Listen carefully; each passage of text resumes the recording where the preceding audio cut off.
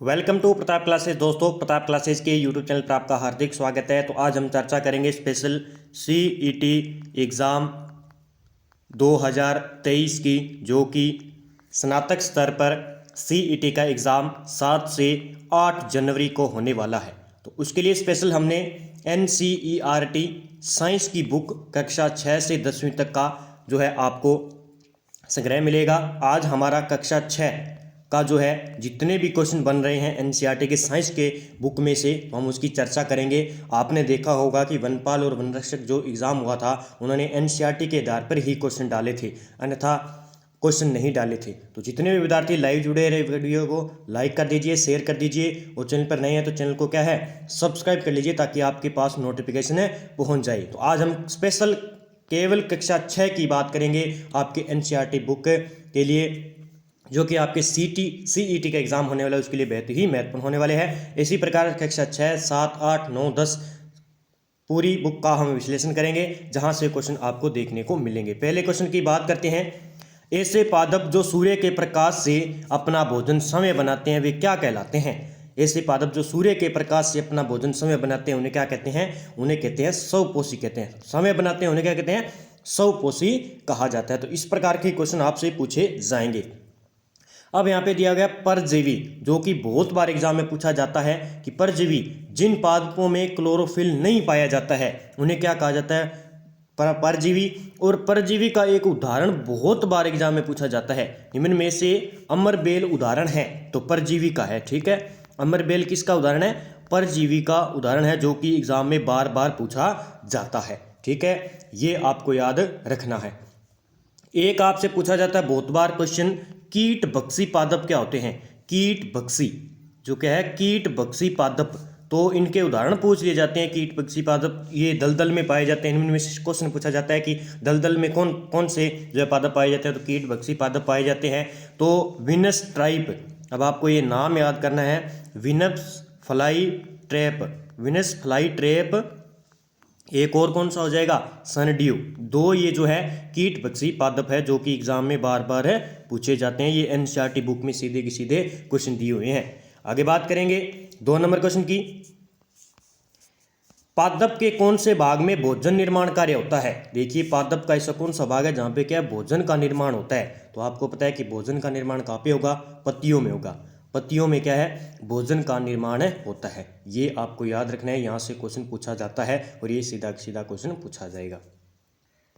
आगे बात करेंगे, पत्तियों में पाए जाने वाले हरे रंग के वर्णक को क्या कहते हैं? पत्तियों में जो हरा रंग है उसके अंदर जो पाया जाता है उसे क्या कहते हैं? पर्णहरित कहा जाता है। ये आपको याद रखना है और ये क्वेश्चन पूछा जाता है। क्या कहा जाता है? पर्णहरित इसे कहा जाता है। ठीक है, आगे बात करेंगे, अमरबेल है। ये देखिए, इसी प्रकार का क्वेश्चन पूछा जाता है। इसी प्रकार अमरबेल है, तो ये किसका हो जाएगा? तो परजीवी है। क्या है? परजीवी पौधा है ये अमरबेल। ये आपको याद रखना है। ठीक है, आगे बात करेंगे, जो वस्तुएं निश्चित आयतन में अधिक द्रव्यमान रखती है उस वस्तु का घनत्व क्या होता है? तो उस वस्तु का घनत्व क्या होगा? अधिक होगा। उस वस्तु को क्या होगा? घनत्व अधिक होगा। कि जो वस्तुएं निश्चित आयतन पर रहती है तो उनका द्रव्यमान क्या रहेगा? अधिक रहेगा। और वस्तु क्या है? उसका घनत्व अधिक रहेगा। ठीक है, आगे बात करेंगे, जल में पूर्ण रूप से घुलने वाली वस्तुओं को क्या कहते हैं? तो ये आपको याद रखना है। तो इन्हें क्या कहते हैं? विलेय वस्तु कहा जाता है। और इसी प्रकार के क्वेश्चन पूछे जाएंगे। विलेय वस्तु कहते हैं जो जल में घुलनशील होते हैं, अविलेय किन्हें कहते हैं? जो जल में घुलनशील नहीं होते हैं। अब आपको ऑप्शन में बताना है कि ऐसे दो जो विटामिन है जो क्या है जल में घुलनशील होते हैं, जल में घुलनशील होते हैं, उसका जवाब आप कमेंट बॉक्स में दीजिए और ये क्वेश्चन पूछा जाता है। आगे बात करेंगे, धातुएं वायु व नमी के संपर्क में रहने पर किस कारण से अपनी चमक खो देती है? तो संसारण के कारण जो है धातुएं वायु और नमी दोनों के संपर्क में आती है तो ये अपना चमक खो देती है। आपको पता है संसारण के कारण उसमें। ठीक है, आगे बात करेंगे, पटसन पादप के किस भाग से प्राप्त होती है? पटसन, तो ये है तना। ये बहुत अच्छा क्वेश्चन है। तना जो है, इसके और भी उदाहरण मैं आपके बता देता हूँ। तने के कुछ उदाहरण हैं जो एग्जाम में पूछ लिए जाते हैं। निम्न में से तने का उदाहरण है आलू, एनसीईआरटी बुक में दिए गए हैं। अदरक, ठीक है, एक याद कर लेना हल्दी, ये क्या है, जड़ें नहीं है, ये क्या है, तने हैं। और ये एग्जाम में सीधा एग्जामिनर पूछता है कि तने का भाग है, तो जिसमें आलू, अदरक, हल्दी, पादप पटसन इस प्रकार के हो जाएंगे। आगे बात करेंगे मूंज किस पादप से प्राप्त होती है। मूंज किस पादप से, तो मूंज एक क्या है, घास के पादप है। ठीक है, कहाँ से प्राप्त होती है, ये है घास के, मूंज घास के पादप से प्राप्त होती है, ये आपको याद रखना है मूंज। और आगे से पूछ ले कि मूंज किस प्रकार का पौधा है, तो ये क्या है, एक बीजपत्री पादप है, ये एक बीजपत्री पादप है ये। ठीक है, ये आपको याद रखना है, एनसीईआरटी बुक में दिया गया है और इसी प्रकार के क्वेश्चन पूछे जाएंगे। सर्वाधिक रेशम उत्पादक देश कौन सा है, तो सर्वाधिक रेशम उत्पादक आपको पता है चीन के अंदर है, ये आपको याद रखना है। ठीक है, एक ही प्रकार के परमाणु से बना पदार्थ क्या कहलाता है, एक ही परमाणु से बनता है उसे क्या कहते हैं, तत्व कहते हैं। क्या कहते हैं, उसे तत्व कहते हैं। ठीक है, ये आपको याद रखना है। और यौगिक किसे कहते हैं, दो या दो से अधिक परमाणु के मिलने से उसे यौगिक कहते हैं। और मिश्रण किसे कहते हैं, यौगिक और तत्व के मिलने से मिश्रण का निर्माण होता है, विभिन्न प्रकार के मिश्रण मिलाए जाते हैं, तो इस प्रकार आपको याद रखना है। आगे बात करेंगे संजीव व निर्जीव के बीच की योजक कड़ी कौन सी, और ये बहुत बार एग्जाम में पूछा गया है, इसी प्रकार पूछा जाता है। तो ये विषाणु वायरस को क्या है, संजीव व निर्जीव के बीच की योजक कड़ी के रूप में जाना जाता है, ये आपको याद रखना है। और ये क्वेश्चन इसी प्रकार के रूप में पूछा जाता है। ठीक है, क्योंकि ये मृत अवस्था में पाया जाता है, ये सजीव जो है। ठीक है, विषाणु क्या है, स्वतंत्र अवस्था में निर्जीव के रूप में, मृत निर्जीव के रूप में पाया जाता है। तो आपके एग्जाम में पूछा जा सकता है कि विषाणु के उदाहरण जैसे TMV, ये एनसीईआरटी बुक में दिया गया है। टोबैको मोजेक वायरस बहुत बार एग्जाम में पूछा गया है, इसका बन जाएगा टोबैको, इसका हो जाएगा मोजेक और इसका वायरस। और एक है HDV यानी ह्यूमन इम्यूनो डेफिशिएंसी वायरस। तो इस प्रकार क्वेश्चन पूछे जा सकते हैं। आगे बात करेंगे सजीवों की प्रजातियों के अस्तित्व को बनाए रखने के लिए आवश्यक क्या है, कि अगर हमें सजीवों की प्रजाति का अस्तित्व बनाए रखना है तो उसके लिए क्या आवश्यक होगा, ये बहुत अच्छा क्वेश्चन है। तो प्रजनन जरूरी है, आपको पता है प्रजनन के बिना सजीवों की प्रजातियों नहीं बढ़ सकती। आगे बात करेंगे पुष्पों का खिलना या बंद होना पादपों का कौन सा लक्षण है। पुष्पों का खिलना और बंद होना पादपों का कौन सा लक्षण है, तो पादपों का लक्षण है इनमें से कोई लक्षण नहीं है, वृद्धि नहीं है, श्वसन नहीं है, जनन नहीं है, तो इसका आंसर 4 हो जाएगा। आगे बात करेंगे निम्न पौधों के अपशिष्ट पदार्थ का उदाहरण क्या है, तो आपको पता है फल नहीं है, फूल नहीं है, ईंधन नहीं है, गोंद होगा। आपको पता है ये क्वेश्चन पूछा जाता है कि निम्न में से पौधों के अपशिष्ट पदार्थों का उदाहरण नहीं है, उदाहरण है तो गोंद होगा। ठीक है, आगे बात करेंगे बहुत ही मोस्ट कर लेना, कोशिका की खोज किसने की थी। कोशिका की खोज किसने की थी, तो कोशिका की खोज की थी रोबर्ट हुक ने।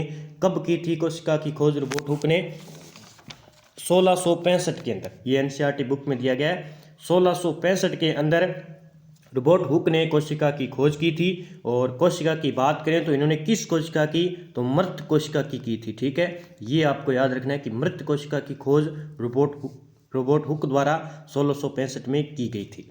अब ये तो आ गई कोशिका की खोज।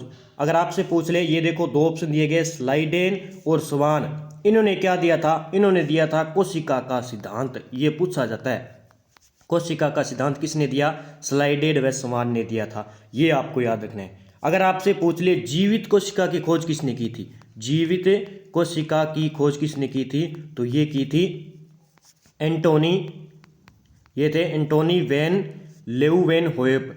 एंटोनी वैन लेeuwenhoek जो है, इन्होंने 1674 में ही इसकी जो है जीवित कोशिका की खोज की थी। तो ये आपको याद रखना है।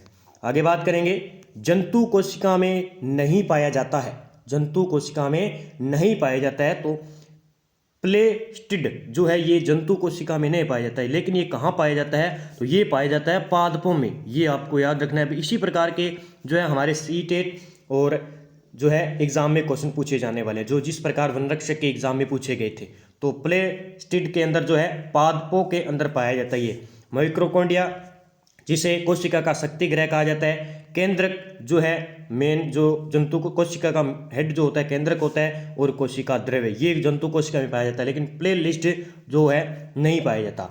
ये नहीं पाया जाता है। लेकिन ये कितने प्रकार के होते हैं प्लेलिस्ट, ये 2 प्रकार के होते हैं। कितने प्रकार के? 2 प्रकार के। दोनों के नाम पूछे जा सकते हैं, क्रोमोप्लास्टक, एक है क्रोमोप्लास्टक और एक है ल्यूकोप्लास्टक। ल्यूकोप्लास्टक, तो ये दोनों पूछे जा सकते हैं। ये 2 प्रकार के होते हैं, जिसमें ये होता है रंगीन और ये होता है श्वेत व रंगहीन। देखिए जो पत्तों का, जो आपने देखा होगा कि जो पत्तियों का जो हरा रंग होता है वो किसके कारण होता है? इसमें क्या, ये क्रोमोप्लास्टक है, इसके कारण होता है। इसमें क्या पाया जाता है? क्लोरोफिल पाया जाता है, क्लोरोफिल वर्णक पाया जाता है, जिसके कारण क्या, पत्तियों का रंग हरा होता है। तो क्रोमोप्लास्टक के कारण है होता है, ये आपको याद रखना है। जो पौधों पे आपने देखा होगा स्टार्च का निर्माण तेल व प्रोटीन जिसे प्राप्त होते हैं, वो कहाँ से होते हैं? ल्यूकोप्लास्ट से प्राप्त होते हैं। तो इस प्रकार क्वेश्चन पूछा जा सकता है। ऐसा जीव जिसका शरीर एक से अधिक कोशिकाओं से मिलकर बना होता है, वह क्या कहलाते हैं? आपको पता है कि परिभाषा से ही आप समझ जाएंगे कि ऐसा जीव जिसका शरीर एक से अधिक कोशिकाओं से मिलकर बना हो तो उसे क्या कहते हैं? बहुकोशिकीय जीव कहते हैं। ये क्वेश्चन पूछा जा सकता है। अब देखिए एक कोशिकीय जीव कौन कौन से होते हैं। देखिए जो एग्जाम में बार बार पूछे जाते हैं, एक कोशिकीय जीव के उदाहरण है अमीबा, ठीक है, ये पढ़ लेना, बहुत अच्छा क्वेश्चन है। और पैरामीशिया, पैरामीशिया ये एग्जाम में पूछे जाते हैं कि निम्न में से कौन से एक कोशिकीय जीव के उदाहरण है। और ये किसके भी उदाहरण है? प्रोटोजोआ है, ये प्रोटोजोआ के उदाहरण है और एक कोशिकीय जीव है। ये उदाहरण तो प्रोटोजोआ के है, लेकिन ये कौन से जीव है? एक कोशिकीय जीव है, अमीबा और पैरामीशिया। इस प्रकार क्वेश्चन जो है एग्जाम में पूछे जाते हैं। आगे बात करते हैं, एक कोशिकीय जीव का उदाहरण है, देखिए मच्छर, अमीबा, मनुष्य, मछली। तो आपको पता है एक कोशिकीय जीव कौन सा आ जाएगा? अमीबा। इसमें क्या है? एक कोशिकीय जीव है, ठीक है। आगे बात करेंगे, प्रत्येक जीव की संरचनात्मक इकाई क्या होती है? प्रत्येक जीव की संरचनात्मक इकाई को क्या कहते हैं? तो कहते हैं कोशिका कहते हैं, ठीक है, कोशिका कहते हैं। और कोशिका की खोज रोबर्ट हुक ने 1665 में की थी। आगे बात करेंगे, प्रत्येक जीव की संरचनात्मक इकाई क्या होती है? ये सेम आ गया, कोशिका हो जाएगी। अगला क्वेश्चन बात करेंगे, अंतःप्रदवी जालिका कितने प्रकार की होते हैं? तो ये 2 प्रकार की होती है। ये कितने प्रकार की होती है? 2 प्रकार की अंतःप्रदवी जालिका होती है, जो कि एग्जाम में बार बार पूछा जाता है, ठीक है। अंतःप्रदवी जालिका 2 प्रकार की होती है। देखिए इसमें कौन कौन सी होती है 2 प्रकार की? एक तो कहते हैं हम RER, जिसका फुल फॉर्म क्या होता है? खुरदरी अंतर्द्रव्य जालिका, ठीक है। एक होती है कौन सी? SER, कौन सी? SER होती है, जिसका नाम क्या होता है? चिकनी अंतर्द्रव्य जालिका। तो ये आपको याद रखना है, ये 2 प्रकार की होती है, ठीक है। आगे बात करेंगे, सर्वप्रथम प्रोटीन संश्लेषण में न्यूक्लियोटाइड की भूमिका को किस वैज्ञानिक ने प्रदर्शित किया था?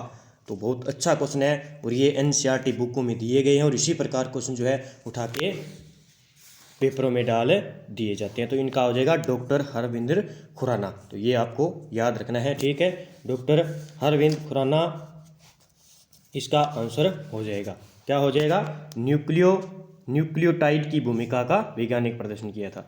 आगे बात करेंगे, सूक्ष्म जीव कौन सा है इसमें से? तो विषाणु है, सूक्ष्म जीव है, ठीक है, जो सजीव और निर्जीव के बीच की कड़ी का काम करता है, जिसे वायरस भी कहा जाता है, ठीक है। इसका आंसर 1 हो जाएगा, उपयुक्त सभी नहीं होगा। तो इस प्रकार आप पढ़कर क्वेश्चन को दें, किस सूक्ष्म जीव में सजीव पदार्थ व निर्जीव दोनों के गुण पाए जाते हैं? तो दोनों के गुण किस में पाए जाएंगे? तो इसका जो आंसर होगा पीछे वाले का, ये उपयुक्त सभी होगा। क्या होगा? उपयुक्त सभी होगा। सूक्ष्म जीव तो सभी हैं, आपको पता है, विषाणु है, कवक है, जीवाणु है। लेकिन अगर आपसे पूछ ले कि किस सूक्ष्म जीव में सजीव पदार्थ और निर्जीव दोनों गुण पाए जाते हैं, तो ओनली विषाणु होगा। कौन सा हो जाएगा? वायरस हो जाएगा। ये एग्जाम में पूछा जाता है। और प्रोटोजोआ के उदाहरण है अमीबा और पैरामीशिया, जो कि उनकी क्या है? एक उसके जीव हैं, ठीक है। अगर आपसे पूछ ले जीवाणु का कोई उदाहरण, तो आपको फिक्स कर लेना है, एग्जाम में पूछा जाता है। तो जीवाणु का उदाहरण है कोलाई, जो है NCERT बुक में दिया गया है, कोलाई लैक्टोबैसिलस। कोलाई लैक्टोबैसिलस जो है इसका जीवाणु, ये जीवाणु का उदाहरण है, ठीक है। आगे बात करेंगे, प्रतिजैविक औषधि कौन सी है? ये इस प्रकार के क्वेश्चन पूछे जाते हैं। कांस्टेबल में तो NCERT के क्वेश्चन बहुत बार इसी प्रकार के क्वेश्चन पूछे गए हैं, सीधे सीधे। तो CET में भी पूछे जाएंगे और वनरक्षक वनपाल में भी पूछे गए हैं। तो आपको डेली वीडियो से जुड़ जाइए, चैनल को सब्सक्राइब कर लीजिए और नोटिफिकेशन आपको मिल जाएगा। डेली वीडियो आपको उपलब्ध होगा और 7 और 8 तारीख तक आपको सारी बुकें कंप्लीट करवा दी जाएगी। तो पेनिसिलिन जो है प्रतिजैविक औषधि है, इसका आंसर हो जाएगा ए। इंटरनेट द्वारा संदेश भेजने की आधुनिक तकनीक को क्या कहते हैं? इंटरनेट द्वारा संदेश भेजने की जो आधुनिक तकनीक है उसे क्या कहा जाता है? उसे ईमेल कहा जाता है।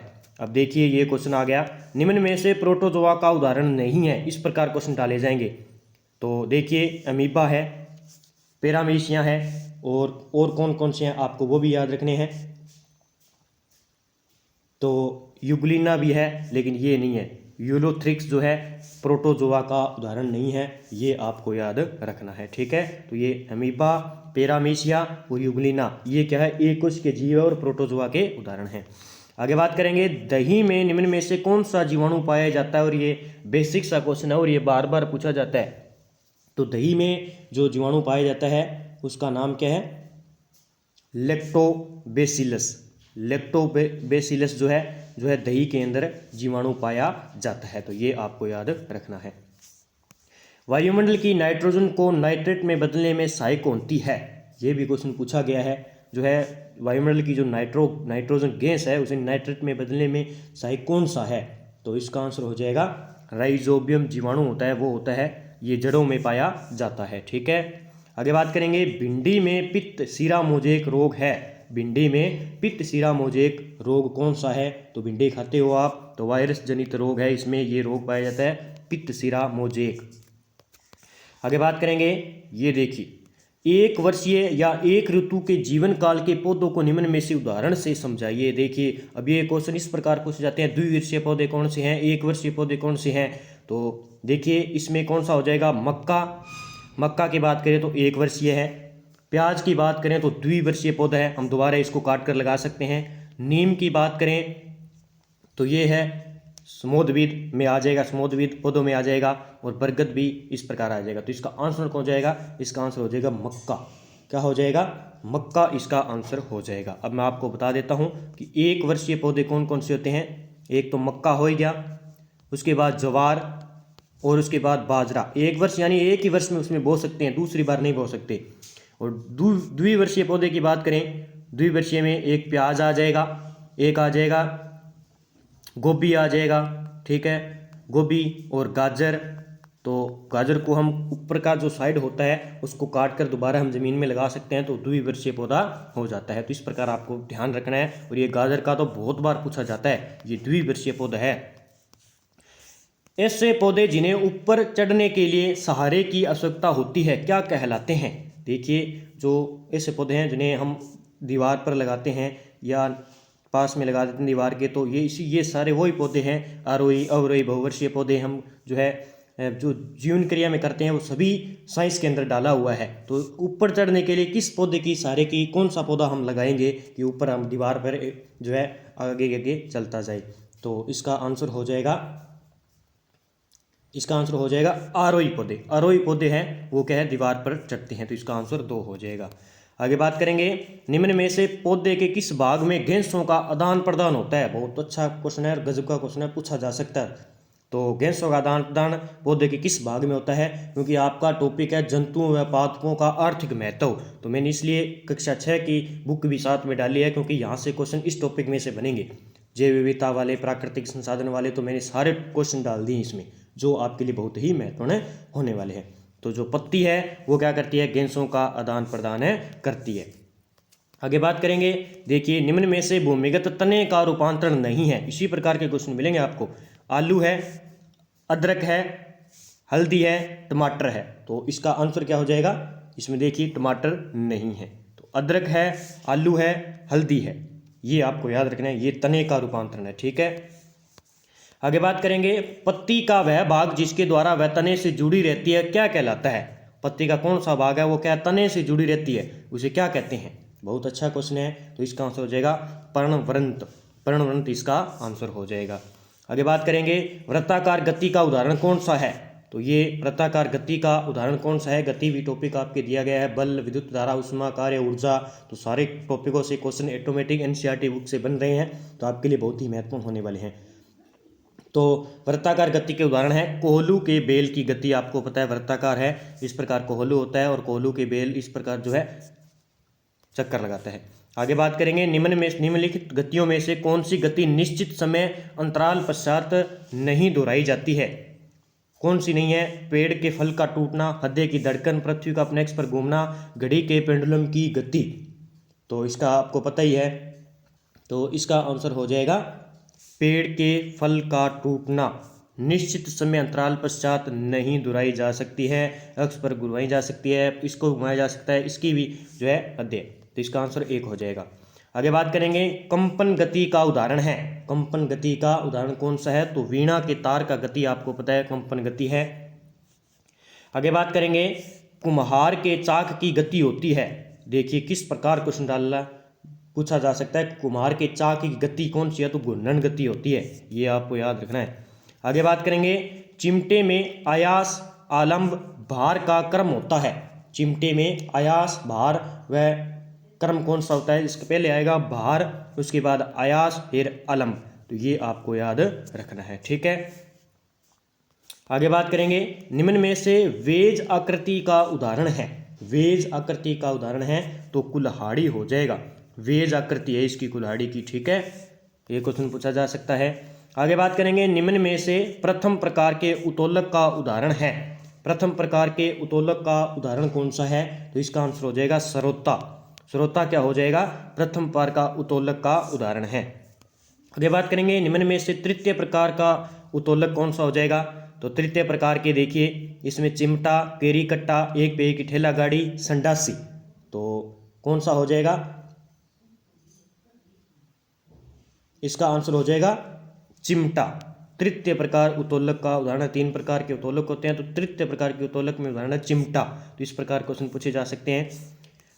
पहिया एवं धुरी कैसी मशीन है? पहिया है और एक धुरी किस प्रकार की मशीन है? जटिल है, सरल है, नत समतल है, पंचर है। तो इसका आंसर हो जाएगा ये जो है सरल मशीन है। पहिया और धुरी मशीन सरल मशीन के रूप में आती है। आगे बात करेंगे ऐसा उपकरण जो 2 भागों में कसने के काम आता है कहलाता है। ये आपको पता है पेच है, ये तो सीधा सीधा ही क्वेश्चन आ जाएगा। आगे बात करेंगे बल लगाने हेतु कितनी वस्तुओं में परस्पर क्रिया होना आवश्यक है? बल लगाने के लिए, बल लगाने के लिए दो व्यक्ति कम से कम होने चाहिए, कि 2 वस्तु होनी चाहिए। हमारी मांसपेशियां निम्न में से कौन सा बल लगाती है? हमारी पेशियां, जो अच्छा क्वेश्चन है, तो पेशीय बल, मांसपेशियों में पेशीय बल होता है। आगे बात करेंगे किसी चुंबक की अधिकतम आकर्षण क्षमता कहाँ होती है? कोई चुंबक है उसकी जो अधिकतम आकर्षण क्षमता कहाँ पर होगी? केंद्र पर, सिरों पर, इस प्रकार क्वेश्चन पूछा जा सकता है। तो ये होगी सिरों पर होगी, ठीक है, सिरों पर अधिकतम आकर्षण बल होगा। आगे बात करेंगे विद्युत सेल का ऊपरी हिस्सा होता है। ये क्वेश्चन पूछा जा सकता है और मोस्ट कर लेना, और ये पक्का पूछा जाएगा। तो जो विद्युत सेल होता है आपने देखा होगा, जो ऊपरी हिस्सा होता है उसका, इस प्रकार आपने सेल देखा होगा, यहाँ पे इस प्रकार बना होता है। तो इसका ऊपरी सिरा किस प्रकार होता है? तो ये धनात्मक होता है, ये आपको याद रखना है। और विद्युत जो बल्ब है उसका जो फिलामेंट होता है वो टंगस्टन का बना होता है, और ये एग्जाम में पूछा जाता है। भारतीय परमाणु विज्ञान का जनक निम्न में से कौन है? भारतीय परमाणु विज्ञान का जनक कौन है? तो डॉक्टर होमी जहांगीर भाभा। ये एनसीईआरटी बुक में दिए गए हैं, तो ये क्वेश्चन पूछे जा सकते हैं, ये आपको याद रखना है। कहीं ना कहीं ये क्वेश्चन आपसे पूछे जाएंगे। ये एनसीईआरटी की बुक है और यहाँ से क्वेश्चन पक्का पूछा जाता है, ठीक है, तो ये आपको याद रखना है। अब मैं आपको कुछ शब्दावलियाँ हैं जो कांस्टेबल में पूछी गई थी, तो मैं आपको बता देता हूँ। इसमें दी गई है कताई क्या होती है? कताई होती है पादपों से प्राप्त